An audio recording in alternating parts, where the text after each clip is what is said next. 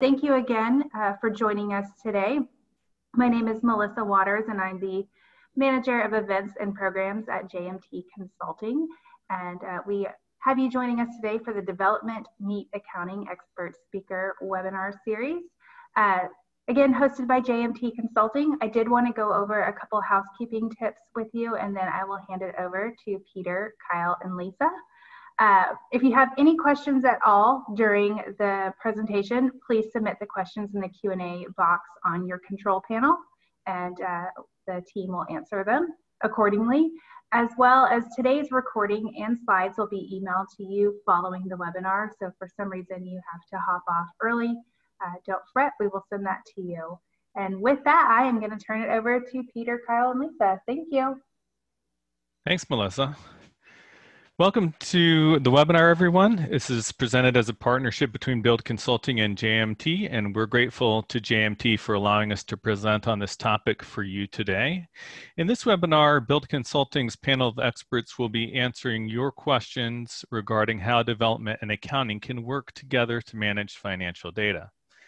Just a little bit about Build Consulting. We work exclusively with nonprofit organizations to help them make information technology and information systems decisions that support their mission. And we have a collaborative approach that empowers our clients to make informed choices for their organizations. All of our services are designed to help clients transform themselves to better serve constituents of all types, including funders, donors, program beneficiaries, staff, volunteers, and the general public. We believe that tomorrow's best nonprofits will use technology to transform themselves and the world. But the reason Build Consulting was founded back in 2015 was because that more than 50% of nonprofit technology projects fail. And that's often the case because while the technology moves forward, the organization does not in some way. In this slide, the formula here means old organization plus new technology equals expensive old organization.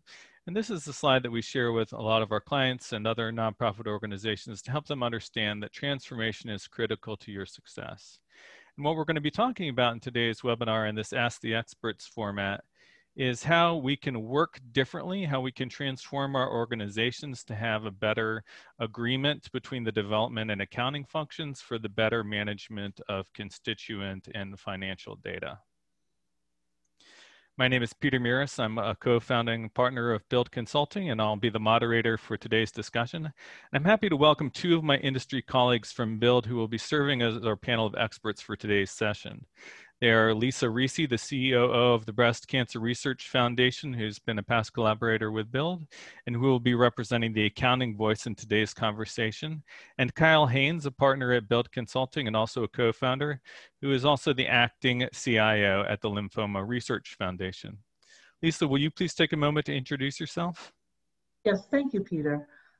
As Peter mentioned, I'm currently the COO of the Breast Cancer Research Foundation. I've been with the organization for about 8 years, responsible for finance, IT, administration, and everything, and HR.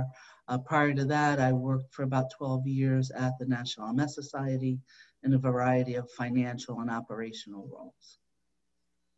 Thanks, Lisa. And Kyle, will you please take a moment to introduce yourself?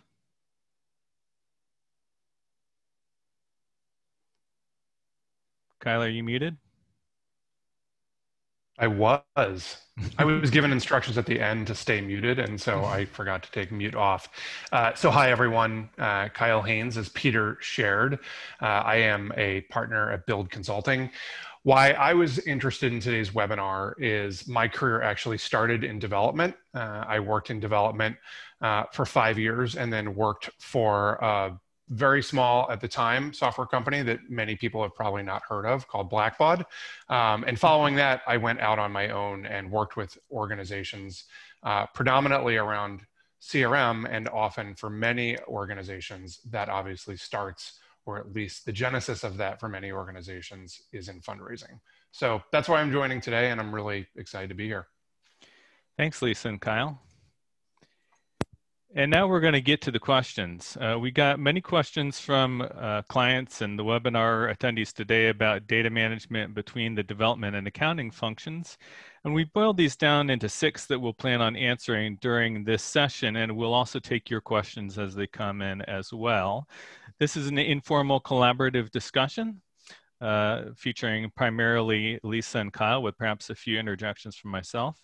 If you would like a more comprehensive answer to a particular question or one that speaks more directly to your individual situation, please contact us and we'll be happy to have a dialogue with you. And information about how to reach us will be shared at the conclusion of this webinar. The first question is, what are the differing viewpoints or priorities of development and accounting when it comes to managing financial data? Lisa, would you like to take the first crack at answering this? Absolutely. Thanks, Peter. You know, I'm not so sure that we're differing in our viewpoints, but certainly our priorities are different. So from the development end, I'm sure Kyle can concur, you know, their primary thing is donor stewardship and looking at data in a way so they can compare year over year the types of gifts, perhaps moving people from one level on your gift pyramid to another. I won't mention levels because they're different organization by organization. They care about retention rate, things along that nature, and they want, you know, analysis to support it. And quite frankly, that needs to come from either the data management team and or the finance team.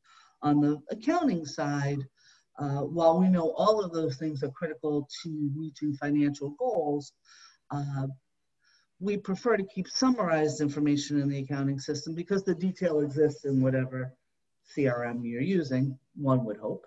And you know, our concern is about accuracy at all times, probably at a level that's not as important to a development person, having our reporting. And for us, it's really about timeliness and our ability to close books. Whereas I think on the development side, the more concerned, not about the day-to-day gristmill, but more about what are we doing with our donors? How do we grow them? So the way they might choose to categorize gifts might be at a level of detail that really isn't relevant or necessary, whether it be for board reporting or for external audit purposes. So I really think it's a matter of trying to find a common ground between what are the outputs that both groups need and figure out a way to get there. I don't know if you want to add to that, Kyle? Yeah, hopefully I didn't put myself on mute again. I liked what you said, Lisa, about maybe it's not as much about differing viewpoints, but differing priorities and this idea of finding common ground. I really like that. You know, I thought about 3 things as you were talking that accounting folks might not care as much about that folks in development do care about. And those 3 things are, first, like what's the return on investment of specific types of engagement? That at a level of detail that perhaps accounting doesn't care about. So direct mail comes to mind. Accounting probably doesn't need to know the financial effectiveness of individual packages or maybe even individual mailings. They're much more interested in overall how well is direct mail doing. The second one is, I often find in development, we want to understand like what was the intention behind a large donation. So somebody might have verbally expressed what do they want a donation or what do they want a legacy gift to be used for? And perhaps that doesn't always match up with the level of detail that accounting cares about. I always use this example that if a donor gives $10,000 for new rhododendron bushes, I can pretty much guarantee, I don't know if I can guarantee, I'm gonna guess that Lisa doesn't wanna create a new account for rhododendron bushes. So this difference between capturing the intention of donors. And then lastly, which is sort of a hybrid of both of those, is what was the vehicle by which somebody made a gift? Again, in my experience, not always is that super important to accounting folks. You know, the last thing I'll say is that oftentimes at the highest level, or at least I hope at the highest level, development should be or wants to be tracking projected revenue that may not be at the stage that it's capable of being recognized by accounting. And sometimes that demand is coming from either the CEO of an organization or the board themselves or the development committee. So that can be a difference in a priority around, let's come up with some meaningful estimation of what projected revenue is that's not capable of being booked as an account receivable, for example. Lisa, do you have a follow? I'm sorry? Do you have a follow-up on anything that Kyle brought up Yes, there? I would just say, as you were talking, Kyle, I was thinking about, some of the nuances when there are multi-year gifts from particular donors for a bunch of different initiatives, and the way development looks at it versus accounting. So, for example, we recently had a donor who gave us a 10-year gift, and they want it applied to different initiatives. And so for accounting, we book that revenue all at the point of the pledge. And on development, they do too, but when they need to do reporting for a particular initiative, especially if it's an event, that could be broken more into one of those 10 fiscal years. So there's always a reconciliation. And I think on the accounting end, we have to remember that they're not so concerned about which audited financial statements things hit. So when we get information from development, we can't just take it at face value. We have to make sure that we're talking the same language, which isn't always easy. Right. Thanks, Lisa. Let's go ahead and move on to question 2. And this is something that Lisa kind of alluded to earlier. And it is, how can we resolve misunderstanding between development and accounting about how to categorize gift records? Kyle, can you take the lead on this one? Yeah, I mean, I think the easiest way is to just do it the way development folks want to do it. And I hope that all of the accounting folks on today's call, that's their primary takeaway from today's call. No, I think, I go back to what Lisa said. I just have this note that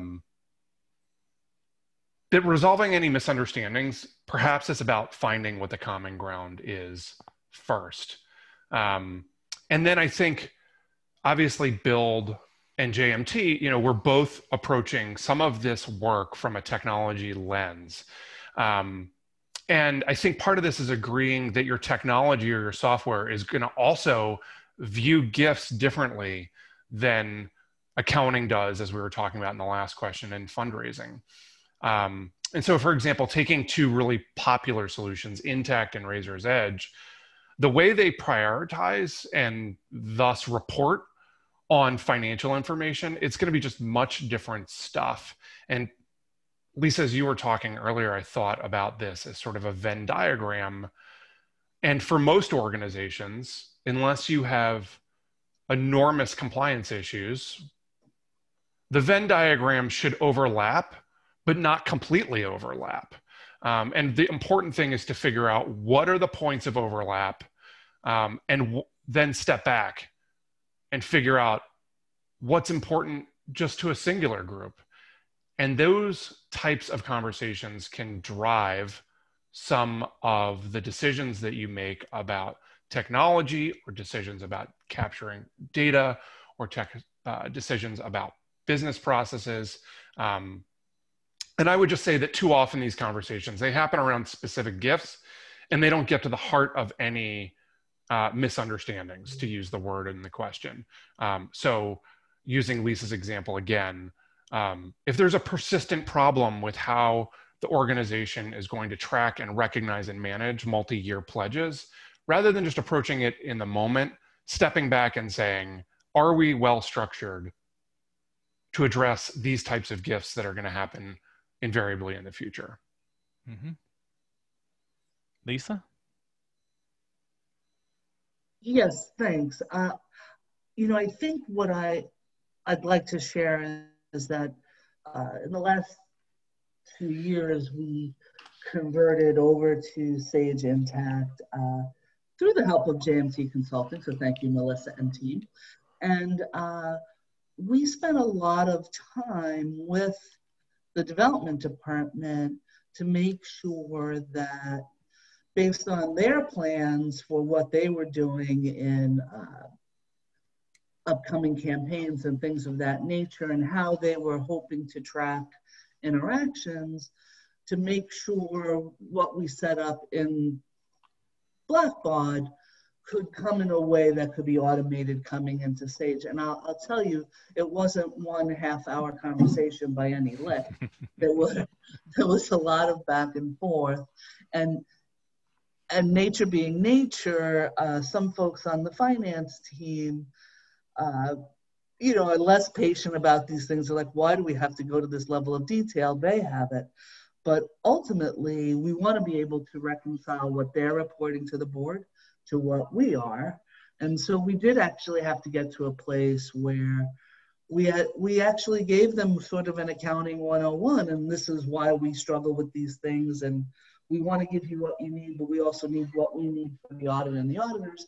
And although that took us a little longer on both sides of the table in the process, because they talked about the things they had to report to the development committee, it seemed to be a lot of light bulbs coming on, and we actually found together a way to work together. And so I'd love to say it was a walk in the park and there were rainbows and unicorns, but that wasn't exactly it.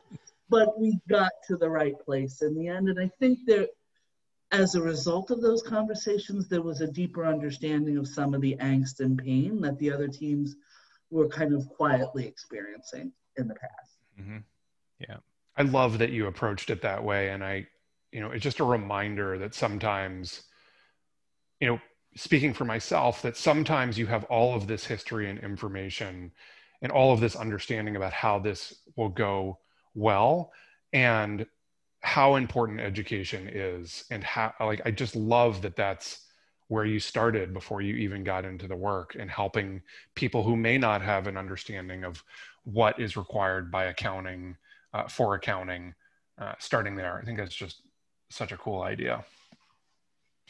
Kyle, how have you handled it in the past when there's been a when you've arrived at a client where there's a distrust between the accounting and development teams in terms of, primarily, I've experienced this in terms of distrust on the part of the accounting team that the development team will manage data in such a way that allows for it to cleanly and accurately flow into the accounting system. How do you go about the process of helping to solve those kinds of emotionally charged situations?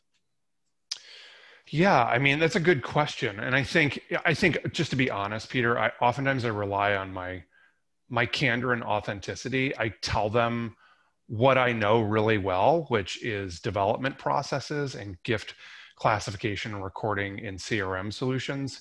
And I acknowledge up front that there are a number of things that I need their help with, and that I very much view them as a partner. And I think that I also know, I know enough about accounting that I can be conversant with, someone like Lisa. Lisa could beg to disagree that she doesn't find me conversant in any of this stuff, but I at least make an attempt at it, and just acknowledge the places which I need somebody like Lisa to weigh in, or we might even need an auditor sometimes to weigh in. So I don't know that I have a tactic other than authenticity to offer. Lisa, how does that resonate with you? No, that's really right. I think that by nature, the type of person that goes into the accounting field versus the person who's in sort of data management, and then someone who makes people give them money with nothing in return except a thank you, we all have different personality types. So I think when you just have a really open dialogue about what you need and why you need it, it can help eliminate some of what I think would be natural distrust, because we practically speak different languages. Mm-hmm.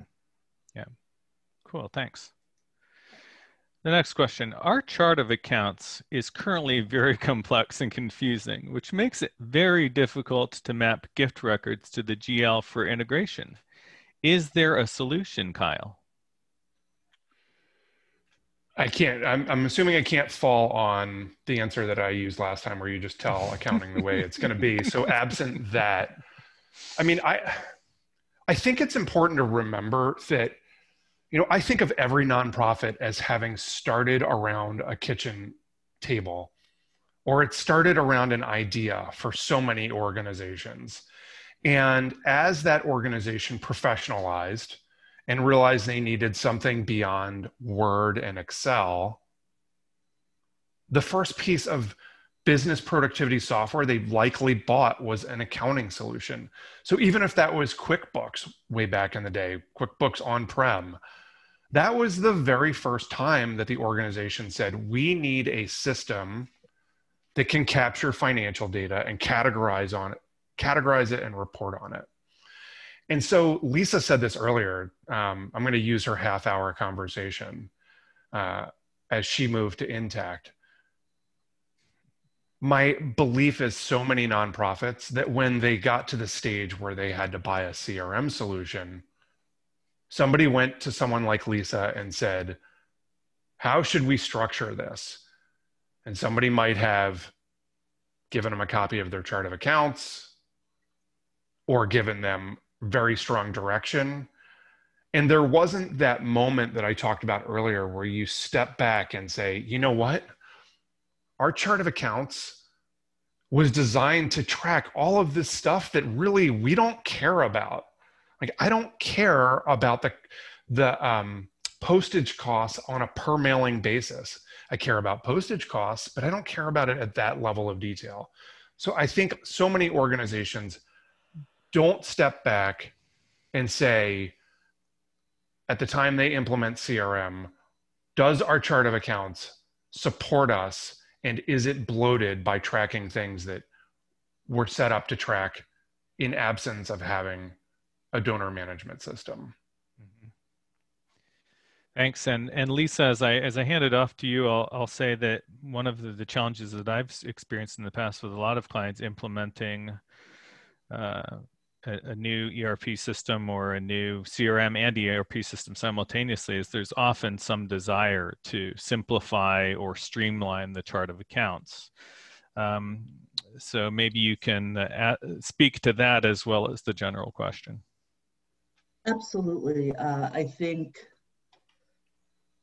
Kyle hit the nail on the head when he said that, you know, charts of accounts tend to be added on over time as an organization grows with, you know, more than one chef in the pot, and they have different needs. And so there's a lot of bubble gum, Band-Aids, and Elmer's glue. And you look at it and you say, what is this thing trying to do? And so we took advantage recently of our upgrading to a more robust accounting package to say, even at the expense level, going back to the development teams, asking them, you know, what they need to know, as well as, you know, on our program side. I think for us, we were actually able to streamline quite a bit, and we were able to demonstrate that we didn't need to have, for every transaction that goes through Blackbaud, a concomitant transaction going through our accounting system that we can, if we capture them correctly and code them correctly in Blackbaud, they could be summarized in a way that accounting can get what they need, as well as report it back in a way that the development team can handle. And I just think that, you know, for all of our good intents, we found ourselves about a year into the process that we were tracking things they claimed they wanted, and then they found very annoying when we gave them reports on it. So I think we all mean well when we sit in those meetings, and we almost have like a utopia setting. And then there's the real world of, you know, I might have an hour a week to look at this stuff. What do I really look at? So we actually culled quite a few project codes and things from our chart of accounts about a year or 14 months after we implemented, just because people said, actually, it's harder for me to manage with this level of detail. And we truly couldn't care less. We want to give them what they need, because either way it would meet what we needed. Our needs are less complex. Right. So Cool. Yeah, Thanks. I think it's an ongoing process. Mm-hmm. How often would you say that the chart of accounts sort of structure and composition should be reconsidered by an organization? I don't think you should go more than a year, maybe two, Mm-hmm. in my opinion, because key positions will have turned over, and I think a lot of it also is personal choice, to be honest. Mm-hmm. Cool. Thanks.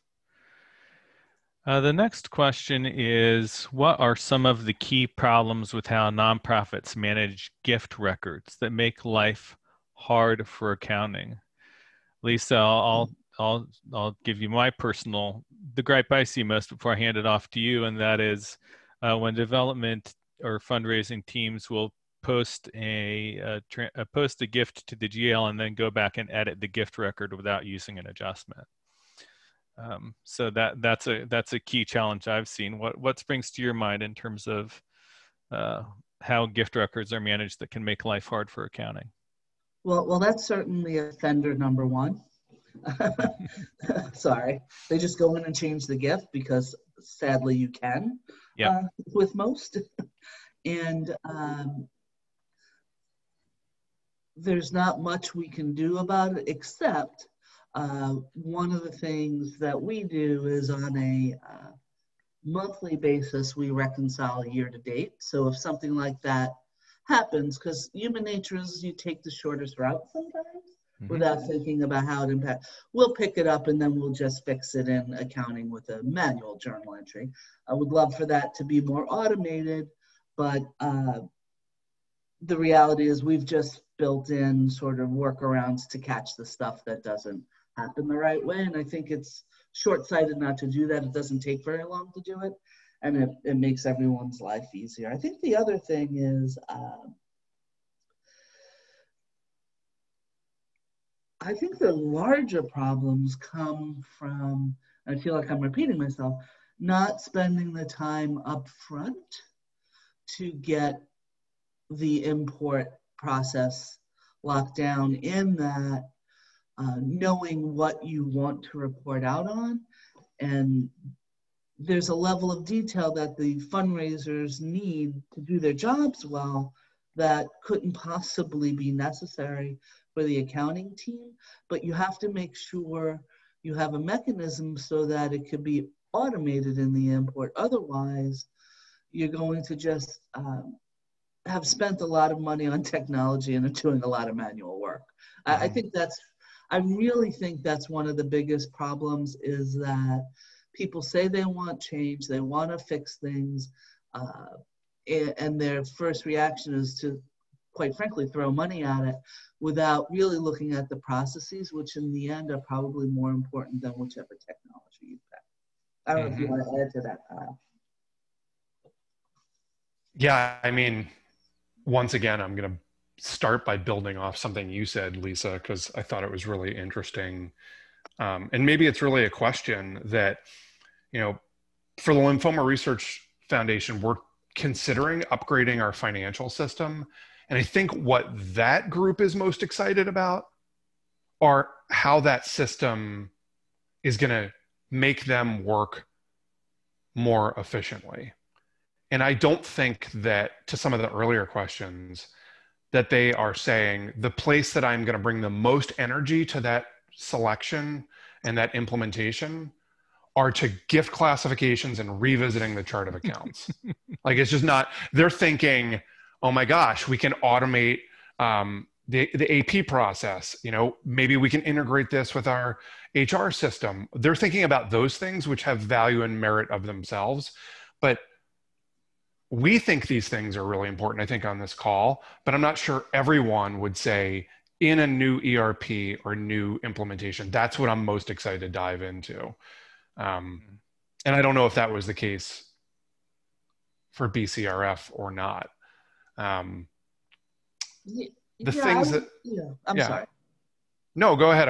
I did say I was going to frame it as a question, so I should probably pause for an answer. So I would say that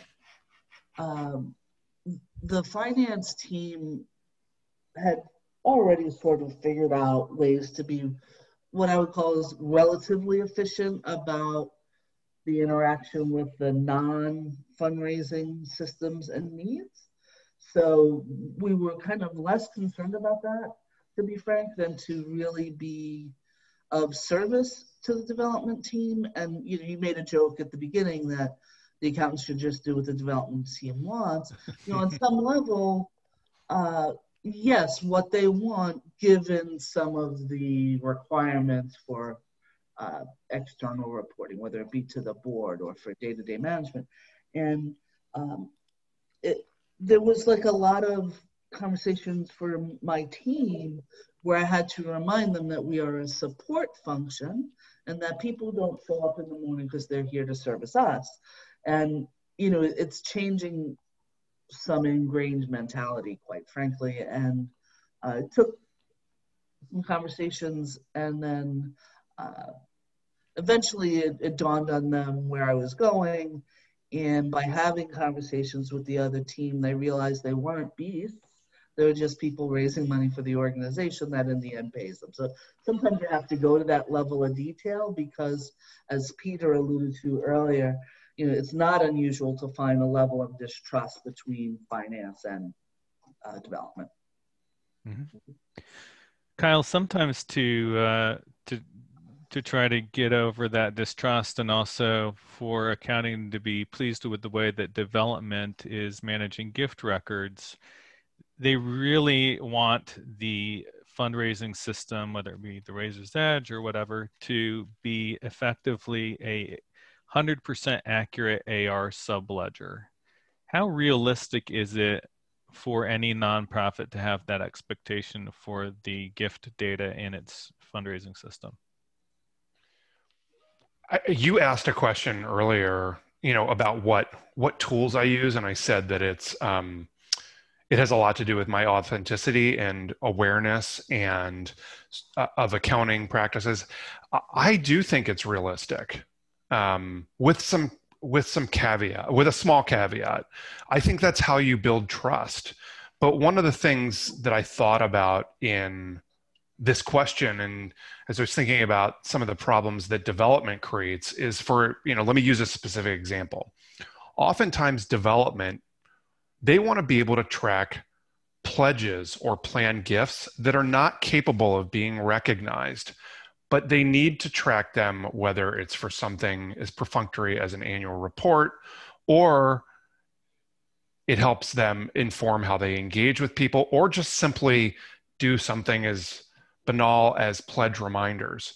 So there's instances where it doesn't have 100% parity, but this idea, I think what I heard you say, Peter, this idea that if it is truly fits within a definition of what can be booked in an accounting system, it is a totally reasonable goal to say to my colleagues in accounting, there needs to be 100% agreement when we run reconciliation. I'll throw this in. One of the things, as Lisa was talking about in terms of one of the headaches I know that my development colleagues create is, and Lisa and I have been around for a couple of years doing this, but more and more, so much of our fundraising happens online. And so I can think of instances where people have spun up donation forms. Those donation forms are constructed in a way that it might appear that it's a restricted gift, or it's not clear, or people create something new and don't really work in concert with accounting around donations that are being made to that initiative. How is that revenue going to be recognized? Lisa, do you have anything to add before we move on? No, I don't think so. I think Kyle covered it. Cool, thank you. This next question is, what should we be thinking about when planning a CRM to ERP integration to help make sure the data flows properly? Kyle, I suspect we'll be starting to repeat some themes here, but what are your thoughts in regards to how we should answer this question? I mean, I think Lisa said it really well almost at the outset, that detail, that when you're thinking about this, and I think maybe all of us have said it, my view is that your CRM is a subledger to your ERP or to the general ledger. And if you have a donation management system like the Razor's Edge, there's a question because at its core, that's a charitable revenue system, and it's not great at recording other types of revenue, but that's a definition I think that any organization should make is, and moving in that direction, I think Lisa would agree with this. Can we agree that there's tons of detail in our CRM that is not going to be replicated to the same extent in our ERP or accounting system? Perhaps even before that, someone at the organization should be capable of outlining or documenting all of the data that's captured related to financial transactions, mapping out how it's currently structured, how it's going to be structured moving forward. I think a question is, how is it going to be leveraged? So to pick on Lisa, if Lisa's insistent that a piece of information needs to be brought over from the razor's edge, using that example from earlier, or her example, to Intact, having somebody who can really push Lisa on the value of that data, or ask the question of the organization, how does that data have value? And then to use, and I think this aligns with Lisa's philosophy, but I know she gets to refute anything that I said, is don't make perfect the enemy of the good. Or another way of saying that, what I said earlier is, what's interesting data versus useful? If Lisa is saying that this would be interesting to look at, how much time and effort are you going to spend bringing over in an integration interesting data versus things that are actually going to help your colleagues do their work? Cool. Lisa, what would you say to this point? Yeah, listen, I think that you can design anything to track anything. The question is anybody going to look at it? What's the, exactly. Is the squeeze worth the juice, right? That's the old saying. Mm-hmm. And more often than not, nonprofits, I've never been associated either as a board member, volunteer, or staff, where there was excessive manpower just waiting to be utilized, right? So you kind of have to pick. And I remember, this is just a funny story, at one point in my career at the MS Society, the CFO had me tracking stuff that I couldn't imagine anybody wanted to know. And I was tracking it because he asked me to, and he was my boss. And then I got overwhelmed with a couple of projects, and it kind of went to the bottom of that pile.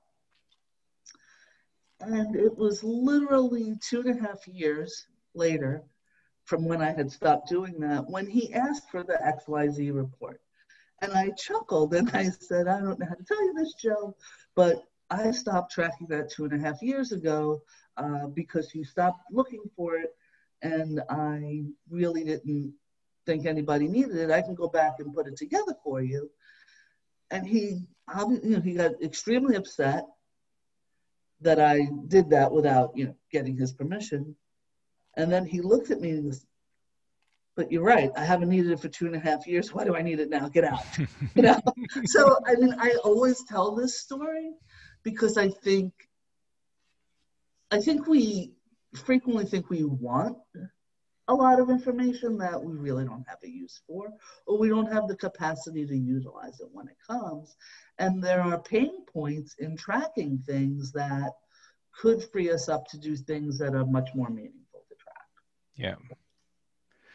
One way I sometimes encourage clients to think about that is, what data do they need in order to satisfy their responsibilities or obligations? And that's the priority level of data. And then there's another level of data that is sort of speculative or aspirational in terms of what it would allow you to produce. And that's where a lot of the discussion happens in terms of what's really necessary. I remember, Lisa, I remember when we worked together, there was I don't remember the specifics, but there was something that you just were like, yeah, that's 30 things and that's an Excel spreadsheet. Like, I don't need technology to track that. That's like an Excel spreadsheet. And even if that Excel spreadsheet went away, I could recreate it in about an hour's worth of work. And I just always remember that really thoughtful perspective around where you're going to invest time and energy, like what's really important to spend a lot of time and energy on. So I was chuckling as you were talking because I remembered back to that.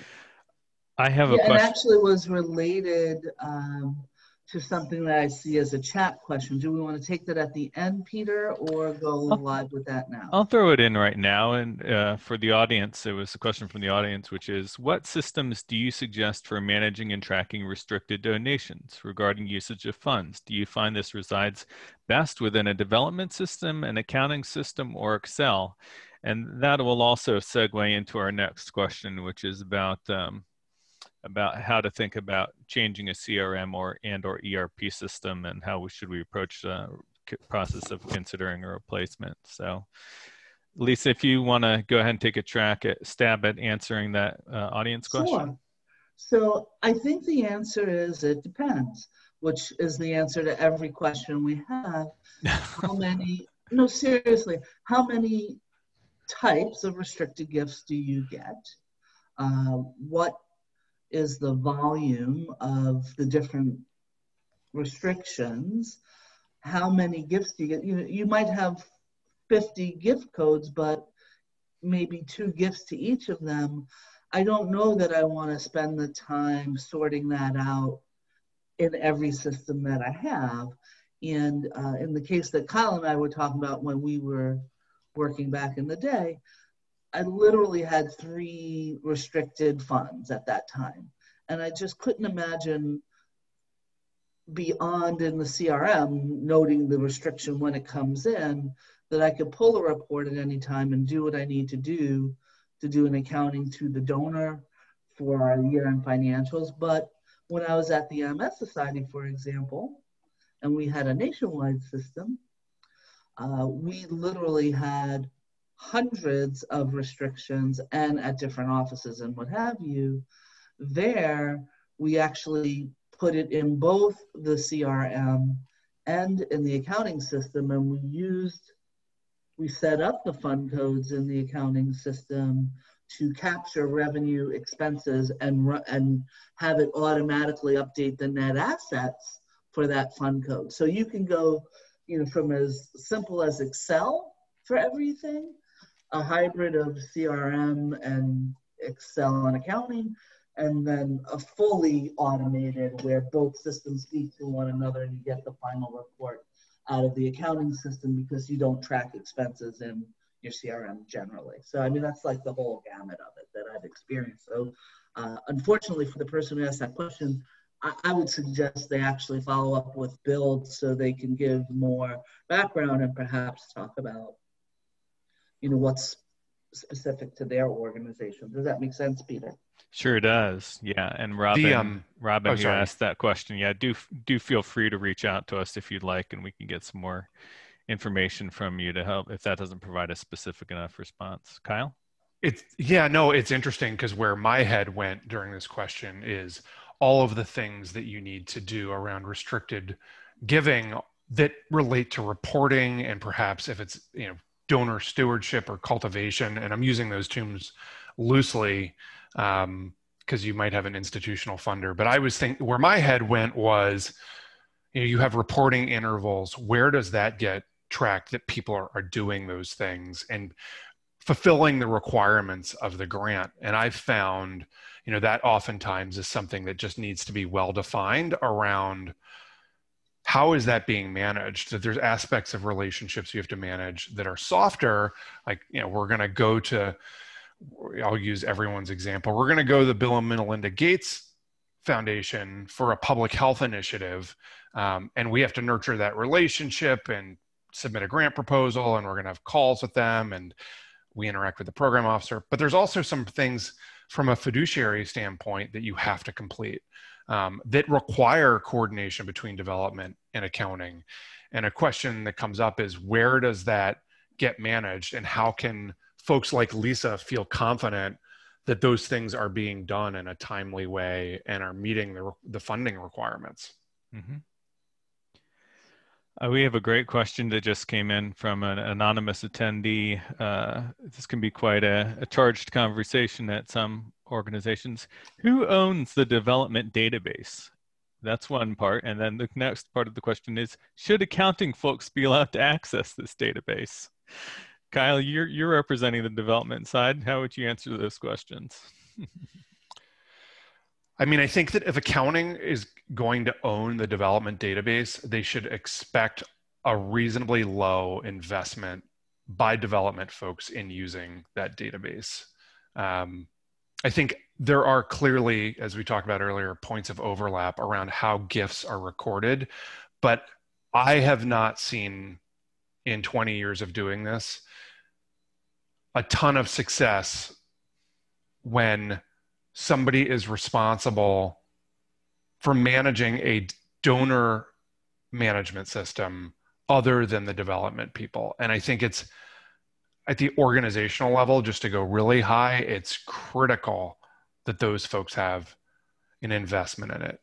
With respect to access, I think questions that I think definitely some form of access absolutely has to be provided to accounting, and it raises for me questions about the process for doing things like the adjustments that Lisa and Peter were talking about earlier, doing reversals if a check bounces or a credit card's declined, writing pledges off. There are clearly some processes within a CRM system that, in my view, might be entirely owned by accounting. So it is a little bit of a nuanced response. And I think it depends on the capabilities of the CRM solution, but ownership, to summarize, I think the ownership needs to reside within development, but there are clear parts that accounting needs to be heavily invested in. So I would just add to that, that even for someone who's responsible for the finance end, it's a development system. It's owned by that group, and it needs to be, otherwise you might as well just put it on a shelf. I think the ability to run reports and do queries should always be available to the finance team. And as a matter of course, where I am, the adjustments are processed by the development team. And if I notice that they didn't, I'll do it on my end and have them do it on theirs. And we've come to an agreement over time that they notify the finance team of write-offs, but the finance team actually does it, so that we make sure that we're always in alignment, because we do treat our CRM as an accounts receivable subledger. Thankfully, we don't have too many, but I think it's just a partnership and understanding.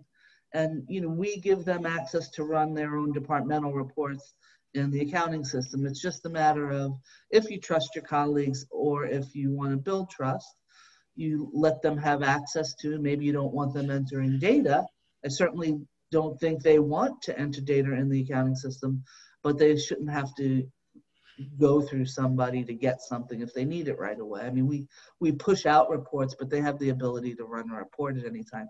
And I think that kind of back and forth respect goes a long way for building the relationships you need to be successful together. Great. Thanks, Lisa. Can I add something, Peter? Sure, go ahead.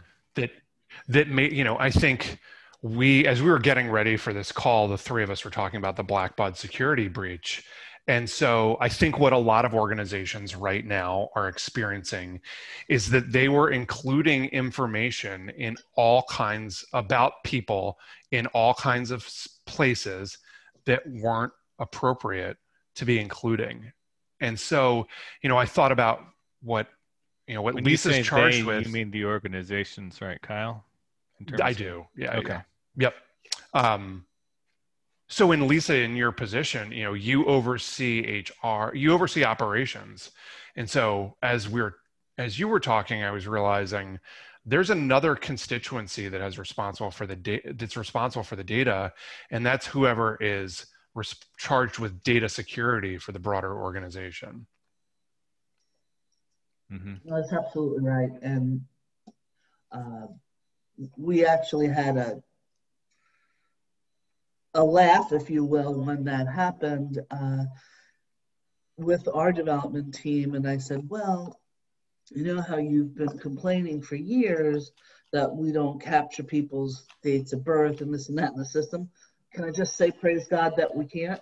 and that we haven't, So it's just they want everything, but sometimes maybe it's for the best you don't capture it all. Yeah. Okay, moving on to our last planned question, and folks, we will have a little bit of time at the end, particularly if we get through this answer to this question quickly, to answer any other questions you want to send in. Again, you can use the chat or the questions and answers feature to do that. The last question is, we're thinking about changing our CRM and or ERP system to help solve our financial data flow problems. How should we approach this process, and what systems should we consider? Lisa? Sure. I actually think you want to back it up a little bit in that my experience is, and just from living through enough of them in one level or another, deeply inside an organization as a consultant, as a volunteer, what have you, there may be financial data flow problems. It may not be a technology issue. So everyone thinks if you spend more money on things, they'll just magically work. Mm-hmm. But I really think how should we approach this process? I think the first step is to figure out what's not working now with the tools that you're using, and try to identify if there's a way to change process so that the current tools work better. And then you could decide whether you want to make an investment to go to something better. I just feel like people give a very short shrift to, maybe it's us. Maybe it's not the technology. Maybe it's us. Maybe I'm doing things in such a stuck way that I can't see my way to a solution. And, quite frankly, frequently it could just be 2 to 4 individuals in an organization who are used to things a certain way, don't like change, and usually they're in positions of power and get to make decisions. And they think that, just throw money at it, it'll go away. I think the people who have to live with the day-to-day interactions need to do a little soul searching first. But before we go into what systems we consider, which I would definitely punt to Kyle on that. But Kyle, do you think I'm wrong with that? No, I'm mad at you because you stole my answer. I mean, I don't know that I would say anything different than what you said. I mean, I don't remember. You used an adage earlier, at least I forget what it was, but or you talked about no more juice from that squeeze. I mean, my concern here would be, are you throwing the baby out with the bathwater, to use another adage? And I think you, just because of where we are with time, you articulate it really clearly.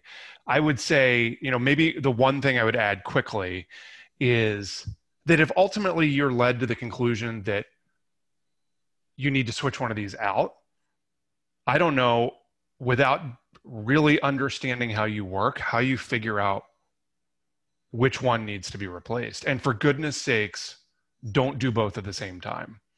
And so, I think that what you said, like, hopefully at the end of whatever thoughtful process you do, it's really clear that where the problem, if it's a technology one, lives. And if it happens to be both, then you have a sequencing question. And I think Peter shared this earlier. The formula, old organization plus new technology equals expensive old organization. Just be really careful that you don't end up just being an expensive old organization. Yeah. And in terms of what systems should be considered, I mean, there are so many to think about. Clearly, with JMT is an Intact implementation partner, and they would make a good and reasonable case for Intact. NetSuite is another one that we see in the ERP space a lot. Dynamics with Business Central and the 365 ecosystem has become a player, and prior to that we had seen a lot of traction with GP and SL and Nav and AX, and there's probably I could rattle off probably as many as 18 different ERP platforms that we've seen and are still viable competitors to one degree or another. And same thing on the CRM side. It's just very situational. There's Blackbaud's suite of products. There's Salesforce. There's Every Action. you know, could go down and down the list. And ultimately what we would recommend is that whether it's a CRM or ERP, that you take time to, you know, do your business requirements documentation really well, really assess your needs. Sometimes that involves doing some constituent journey mapping as well.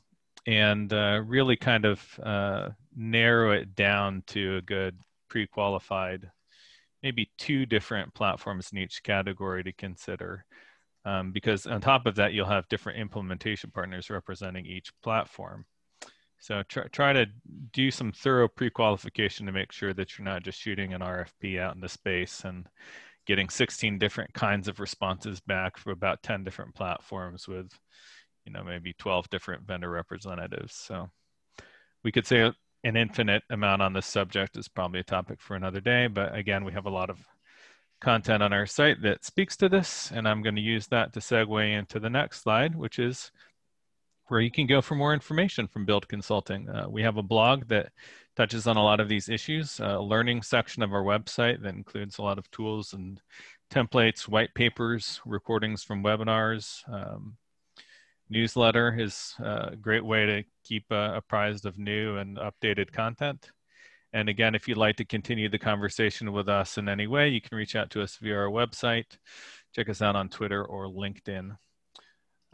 And we're happy to have a conversation with you about any of your needs.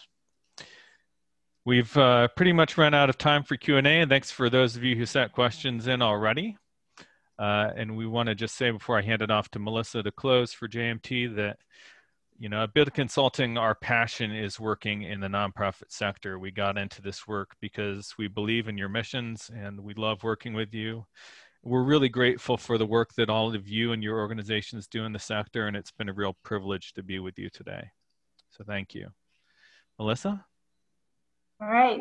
Thank you, Peter and Kyle and Lisa. We truly appreciate your time today, and thank you to everyone for attending. And as Peter said, we also have webinars. If you are interested, you can visit jmt.consulting.com and visit our events tab for more upcoming events and webinars. We would love to have you. And it looks like we might have one question pop in, Peter, if you have a second to answer it before we go. The question is, any feedback on Bloomerang? I think we'll have to take that as a follow-up. Okay, perfect. Well, thank you, everyone, and we hope that you have a wonderful day. Thank you. Thanks, Melissa. Thank you, Melissa. Thanks, everyone. Bye. Take care.